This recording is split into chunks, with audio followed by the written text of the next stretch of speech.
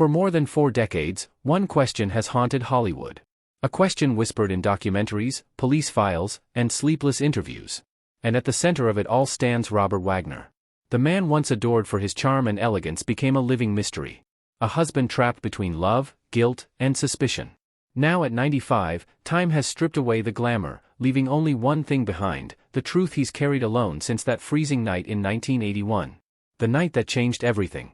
It was the Thanksgiving weekend of November 28, 1981, when Hollywood's golden couple, Natalie Wood and Robert Wagner, set sail on their yacht, the Splendor, for what was meant to be a quiet getaway near Catalina Island. Joining them were Natalie's Brainstorm co-star, Christopher Walken, and the yacht's captain, Dennis Davern.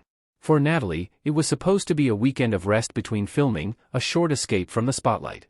Instead, it became the night that would define the rest of Wagner's life. The afternoon began peacefully. They drank champagne, shared stories, and even smiled for a few photographs before dinner. Locals recalled seeing them at Doug's Harbor Reef restaurant, laughing and toasting to friendship. But as the drinks kept flowing, so did the tension. Walken later admitted that talk turned to Natalie's career, her desire to return to serious acting, and Wagner's jealousy began to surface. Tension had been brewing, Wagner would later write in his 2008 memoir, Pieces of My Heart, and jealousy got the best of me. When they returned to the yacht around 10 p.m., the atmosphere had shifted. Captain Davern recalled that the laughter had disappeared, replaced by hushed voices and long silences. Soon those silences turned to shouting. Davern said Wagner smashed a wine bottle on the table, sending shards across the cabin, and yelled at Natalie, accusing her of flirting with Walken. His voice, usually calm and composed, was shaking with anger. Walken tried to defuse the fight, but eventually retreated to his cabin. Moments later, everything went quiet. Natalie was gone. According to Wagner, he assumed she had gone to bed. When he finally noticed her absence, the Splendor's dinghy, the small rubber boat used to reach shore, was also missing. But Natalie had always been terrified of deep water. The idea that she'd take the dinghy alone, barefoot in her nightgown, didn't make sense to anyone who knew her. At 3:30 a.m., Wagner called the Coast Guard. Search teams combed the dark waves for hours. When dawn broke on November 29, the truth surfaced. Natalie's body was found floating face down a mile from the yacht. She was 43 years old. She wore a thin nightgown, socks, and a red parka, clothes far too light for the cold night air. The coroner called it an accident, but the bruises on her arms and legs, the scratches on her neck, and her lifelong fear of water told another story. Hollywood fell silent, but behind closed doors, everyone whispered the same words: jealousy, rage, and regret. The three shadows that would follow Robert Wagner forever. The investigation and the doubt. In the days that followed Natalie Wood's death, investigators worked quickly to build a story, one that seemed neat, convenient, and free of scandal. According to Robert Wagner, after the heated argument with Christopher Walken, Natalie had gone to bed. He claimed that sometime later she must have tried to tie down the yacht's dinghy after hearing it bang against the hull, slipped, and fallen into the dark water. It was a version that sounded plausible enough to calm the public and end the questions.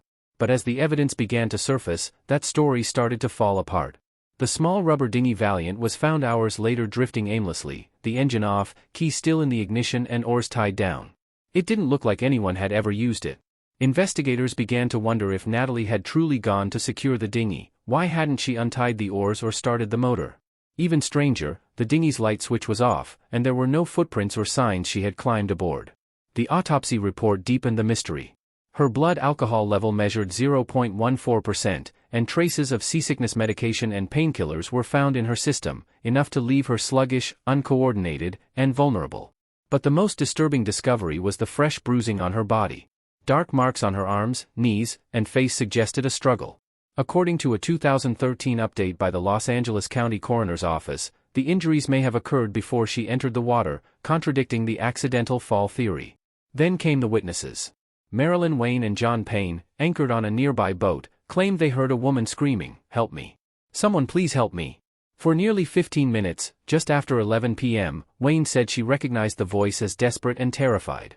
A man's voice, calm, slurred, eventually responded, "Okay, honey. We're coming to get you." But no one came. The next sound was silence. Over the years, Wagner's story changed, sometimes subtly, sometimes dramatically. In 1981, he told detectives that Natalie had simply gone missing. In later interviews, he said she'd gone to tie up the dinghy. In his 2008 memoir, Pieces of My Heart, he insisted it was a tragic accident. But as Lieutenant John Corina of the Los Angeles Sheriff's Department remarked in 2018, he's constantly changed his story a little bit, and his version of events just doesn't add up. By 2012, the official cause of death on Natalie's certificate was changed to drowning and other undetermined factors.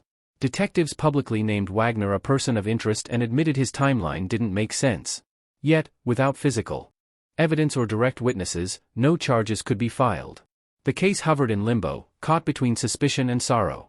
For investigators, the truth remained elusive.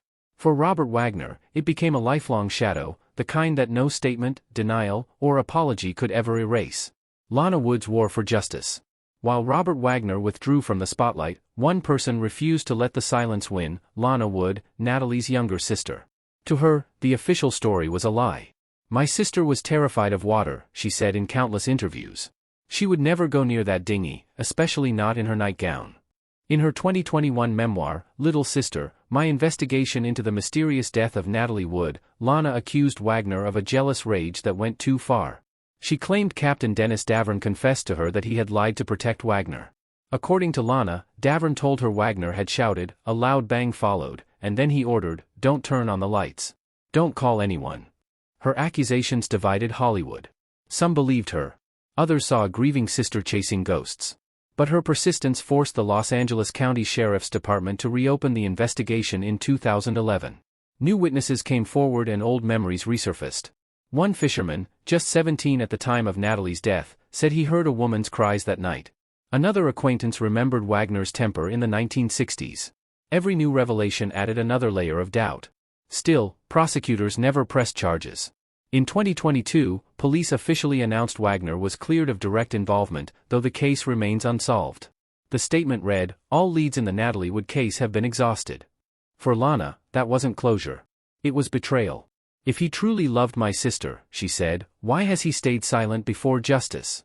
To this day, Lana insists Wagner knows more than he's ever admitted. "He was the last person with her," she said.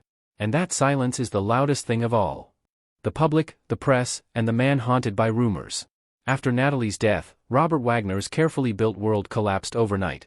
For decades, he had been Hollywood's image of class, a man who moved effortlessly between television charm and cinematic grace.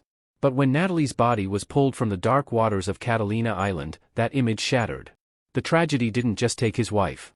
It took his identity. The public wanted answers, and the press wanted blood. Tabloids plastered his face beside words like murder, cover-up, and jealous rage. Every interview request came with the same unspoken question: did you kill your wife? Wagner, once so at ease in front of cameras, began avoiding them altogether. He canceled appearances, refused interviews, and withdrew from Hollywood's endless cycle of gossip. Friends said he became a ghost in his own life, polite in public but hollow behind closed doors. For years, he said nothing. Then in 2008, he finally broke his silence with the release of his memoir, Pieces of My Heart.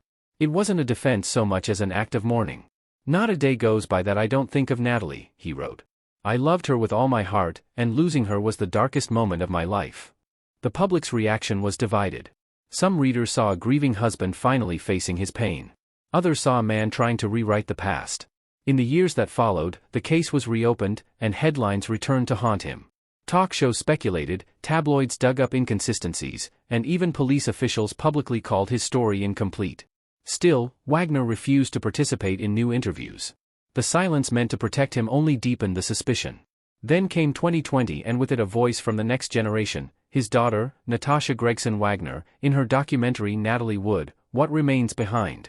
She stepped into the storm her father had avoided for decades. "It's outrageous," she said, "that people created this narrative about my dad. He loved my mom. He would have given his life for her. She was only 11 when her mother died. Her last memory was hugging Natalie before the trip, feeling the softness of her Angora sweater. I said don't go," she recalled through tears. Her compassion didn't silence everyone. Natalie's sister, Lana Wood, continued to accuse Wagner publicly, fueling a bitter divide that still lingers today. Between the accusations and the defenses, one truth remained clear. Whether innocent or guilty, Robert Wagner has lived every day since that night carrying the unbearable weight of Natalie Wood's absence. For him, the real punishment was never the investigation. It was the silence that followed. The final years in Wagner's confession. By 2025, Robert Wagner was 95 years old, frail, quiet, and visibly haunted by a past he could never escape. His body had weakened, but his memory remained sharp enough to replay that night over and over like an old film he couldn't turn off. When he finally agreed to a recorded interview, his voice cracked under the weight of years of silence. "People call me a monster, a liar, a coward," he said softly. "But the truth is simpler. I was a man in love who made mistakes, and I've paid for them every single day since." Those words weren't quite a confession, yet they weren't a denial either. They lived in the uneasy middle ground between guilt and grief, the gray space where truth becomes blurred by emotion and time. He didn't sound like a man trying to clear his name anymore. He sounded like someone who had already accepted judgment, not from the world, but from himself. When asked what happened on that night in November 1981, Wagner hesitated. Then, almost whispering, he said, "After I argued without second.